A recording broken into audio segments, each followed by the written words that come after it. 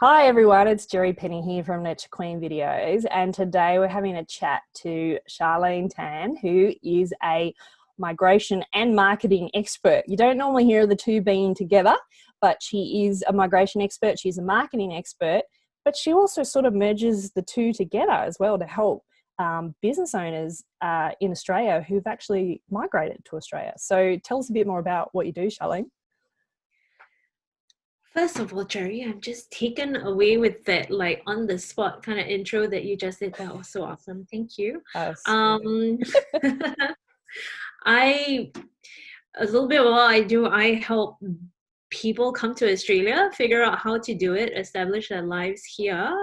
And in the establishing of their lives and their businesses here, where I find that the marketing portion of my skills, you know, help them as well.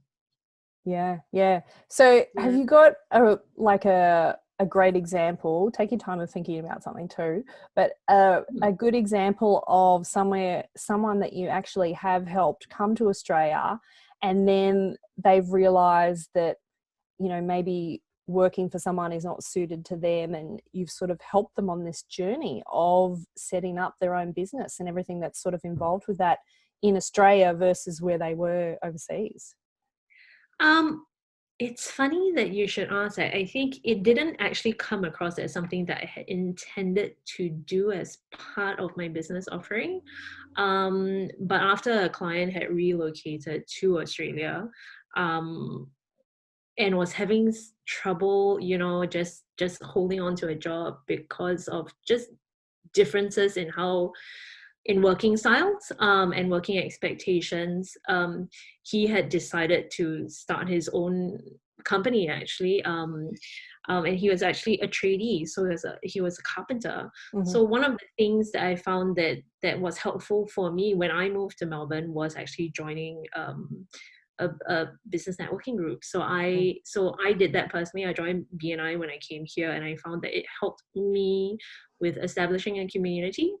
And so that's actually how I helped him. It didn't actually come up so much as a marketing thing, but it just came up more as a networking thing, and that Mm. in introducing this other way to establish his business. And it was only in introducing that platform that I also shared the other things that he could do, in setting up the face for his business online, which was just Mm. a simple one-page website with a booking function, and then Mm. going from there.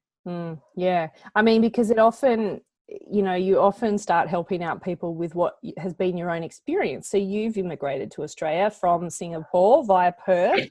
Yeah. Now you're in Melbourne, and as well, you were employed, but now you're a business owner. So you've gone Yes. through this journey yourself. So it's actually I think a really great sort of whole package that you've tied together here with the bow on the top as well, because you can provide this full service of the immigration and the setting up and the marketing of a business on Yeah. Australian soil, basically, and giving that local knowledge that people need on the ground here to set up a business in Australia. So is there any like just little tips that you could leave us with, whether it's about knowing immigration details? Like, I know you deal with a lot of people not just coming into Australia, but spouses and everything that are already in Yeah. Australia and need help with partner visas and all sorts of things. And you also deal with the companies that are sponsoring people. So is there any Yeah. sort of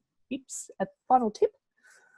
Oh gosh, I guess from a migration perspective, I'll always say that the tip with that is migration is complex because the rules are different based on where people come from, the type of business that you have, the type of turnover even that the business has.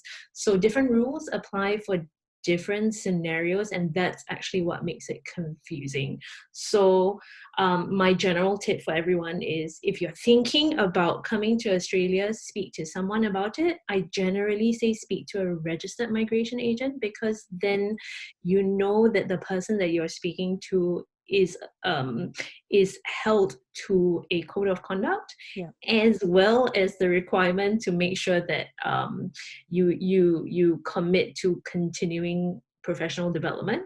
So you know that person's on top of all of the changes that they should know. So that's one. Speak to a registered migration agent. Yeah. And I guess in terms of marketing, it will always be know your brand, and be true to yourself. It's as simple as that, and you start from there.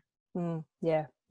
I think one of the most powerful things you can do is be branding yourself too, not just you know, your business name or whatever it is. So and how does someone know that someone is a registered migration agent? Are you affiliated with a like an authority? Yes. So actually that's a great question. You know someone's a registered migration agent because they will typically have, all registered migration agents will put their MARA number, which is their Migration Authority registered number. Okay. And they are actually registered with the Office of Migration Agents in Australia. Yeah. Okay. So that's the authority that regulates us. An interesting thing is that you only need to be licensed and registered if you're operating in Australia. So all the other migration agents or the Australia migration agents outside of Australia tend not to have a license. Yeah. Okay. Well, that's good to know. It's good for people to know what to look out for. So thanks for joining us today, Charlene. And if you want to connect with Charlene, you can find her on LinkedIn. And soon to be charlenetan.com.au, aren't you? Yeah. Yes. She's buying her own domain name when it's available. Yes. All right. I will be doing it soon. Thanks so much, Jerry, Very for good. having me. No worries.